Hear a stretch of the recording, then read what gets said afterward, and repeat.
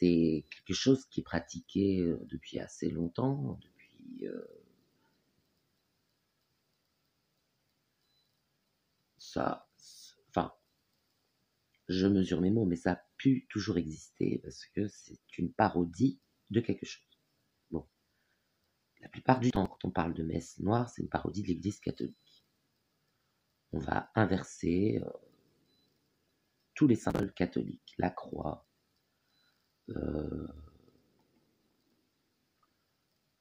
réciter le Notre Père à l'envers.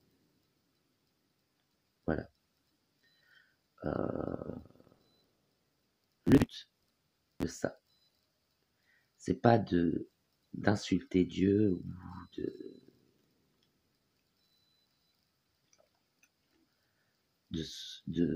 d'invoquer le malin non plus. C'est pas le but de la messe noire. Bien que ce soit une parodie de l'Église catholique, le but de la messe noire est de rompre avec les croyances dans lesquelles on a baigné tout petit. Vous êtes forcément issu d'une des religions principales, chrétiens, juifs, musulmans en général. Certains sont issus d'autres cultes, mais ça reste un peu plus rare, mais il y a d'autres religions. Il y a les zoroastres, il y a les bouddhistes, il y a les taoïstes, les shintoïstes, les confucianistes et les hindouistes. C'est plutôt en Asie, ici en Europe, généralement, chrétiens, juifs, le plus souvent, et musulmans. Récemment, il y a eu un apport de culture musulmane. Donc du coup, la messe noire peut être une parodie d'une de ces religions, peu importe laquelle. Comment expliquer? On rompt les liens avec la religion dans laquelle on a été élevé.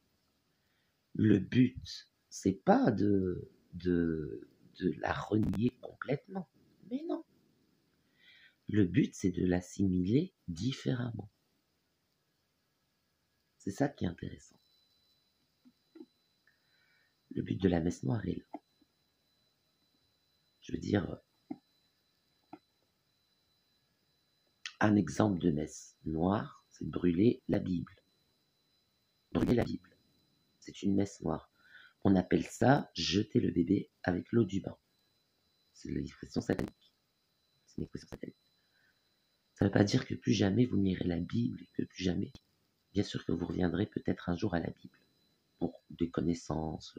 Il y a des choses intéressantes à lire. Non, ça veut dire que à partir du moment où vous pratiquez une cérémonie où vous allez inverser les symboles chrétiens, vous allez vous débarrasser de tout l'enseignement qu'on vous a donné, parce que la plupart du temps, il est mal assimilé, hypocrite. Vous êtes sous l'emprise d'une idéologie, et c'est pas toujours une bonne idéologie.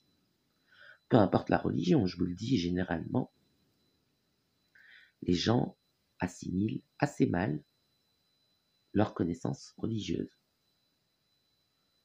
Je veux dire, si vous regardez la vidéo Qui est Lilith, pourquoi l'Église ne nous parle pas de la Mère éternelle, vous allez comprendre. C'est dans la Bible, pourtant.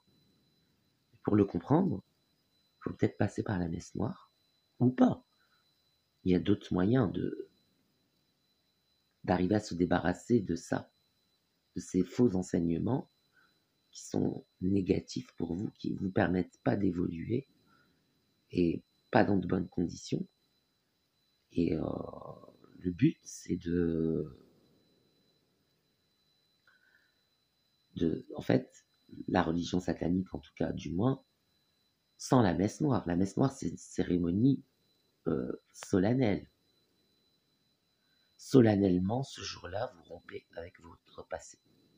Solennellement, le jour de la messe noire, vous rompez avec votre passé. C'est ça. Et donc, du coup, le but, parce que vous allez prendre de nouveaux enseignements, les enseignements du satanisme, par exemple, mais il y en a d'autres de religions. Le luciférisme, enfin, généralement, c'est plutôt des cultes sataniques qui vont remplacer les cultes religieux, des cultes spirituels. La Wicca, le chamanisme, mais c'est pas aux yeux de la religion, tout ça c'est du paganisme, c'est satanique, c'est diabolique. Vous allez vous opposer à ce principe et vous allez en fait retrouver un état originel.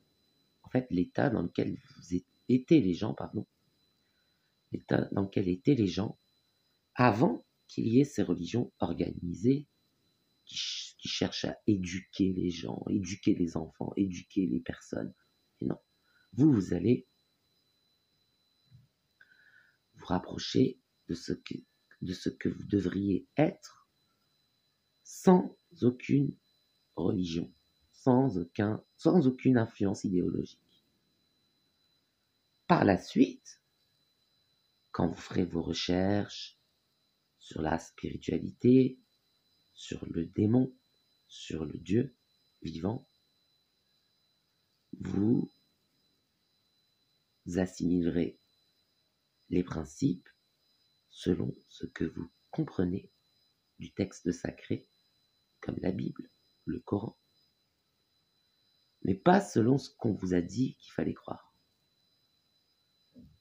C'est vrai, la plupart du temps,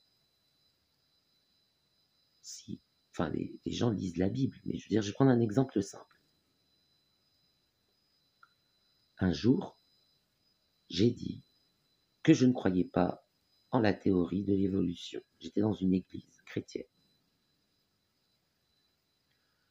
J'ai donné des arguments scientifiques. Par exemple,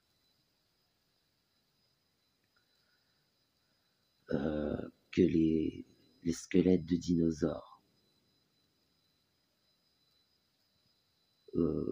la plupart du temps, c'est des squelettes qu'on a reconstitués avec des pièces qu'on a ajoutées, qu'on n'avait pas vraiment de modèle.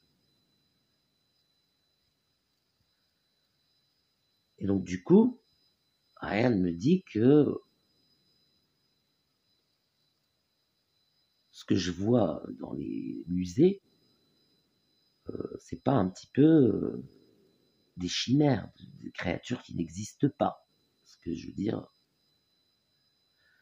bien qu'il y ait certains ossements qui ont été retrouvés, ils étaient la plupart du temps, incomplets à cause de l'érosion. Normal. C'est des millions d'années. On parle de millions d'années avec le test carbone 14. Pareillement, le test carbone 14 considère que la radiation diminue avec le temps. Seulement, avec l'activité humaine, l'érosion, on peut constater que des fois, elles augmentent, les radiations, tout simplement.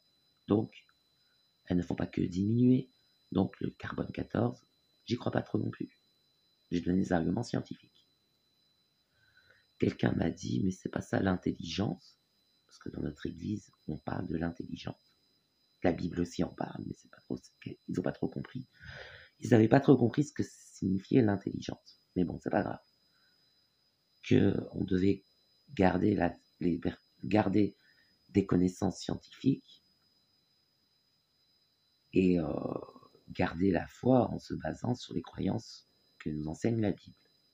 Oui, seulement si on croit aux dinosaures dans les théories de Darwin, on ne croit pas en Adam et Ève.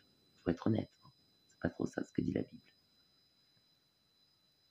Donc j'ai répondu que moi je croyais tout ce qu'il y avait dans la Bible, que je pense que l'homme descend d'Adam et Ève. Ça n'a pas changé, je crois toujours ça aujourd'hui. Mais voilà des connaissances mal assimilées. Moi j'ai des arguments scientifiques. Aujourd'hui, on est remonté aux origines, on sait qui étaient les premiers hommes, pourquoi ils étaient les premiers hommes, comment ils ont été créés, qui les a créés, on le sait aujourd'hui. La mythologie hébraïque a été confirmée par la mythologie chaldéenne. Et on sait tout ça. Mais c'est pas des dinosaures, des hommes de caverne. Les hommes des cavernes, j'ai tout simplement dit que c'était possible, potentiellement des singes qui avaient disparu. Parce ils marchent pas vraiment debout. Ils ont un squelette de singe. Je veux dire, l'homme des cavernes, j'y croyais pas non plus. Donc j'ai donné des arguments scientifiques. Mais on est dans une église. Normalement, tout le monde devrait me dire, mais je pense la même chose que toi, Samy. La Bible raconte la création d'Adam et Ève. Et ils sont même pas au courant qu'aujourd'hui, c'est prouvé scientifiquement, ça. On sait qui étaient Adam et Ève, on est remonté. Donc du coup,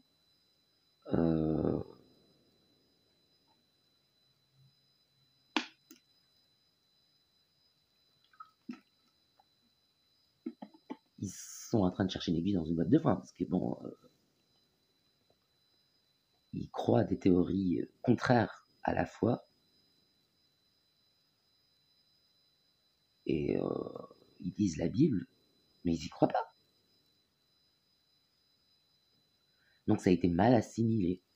Donc quand je me suis dit, quand j'ai repensé à ce que j'avais fait, la cérémonie de messe noire, où j'avais rompu avec toutes les croyances spirituelles dans lesquelles j'avais baigné par une cérémonie solennelle, qu'ensuite j'ai travaillé avec des valeurs où j'ai retrouvé un état originel, l'état qu'avaient les gens à l'époque des religions, avant les religions organisées, et que par mes croyances spirituelles,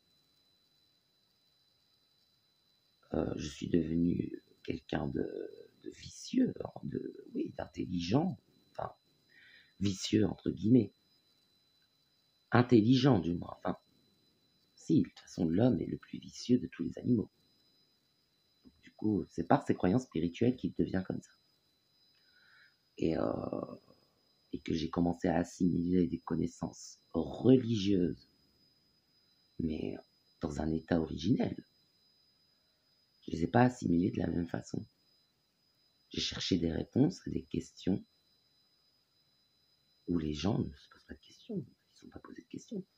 Ils ne se disent pas pourquoi la Bible parle d'Adam et Ève si on descend du singe. Non, ils ne se posent pas la question. On descend du singe. Adam et Ève, c'est... Ils n'ont pas expliqué ce que c'était, mais moi, je trouve ça bizarre, en fait. Pour une église, c'est bizarre. Voilà l'avantage de la messe noire, c'est d'assimiler les connaissances correctement. C'est tout.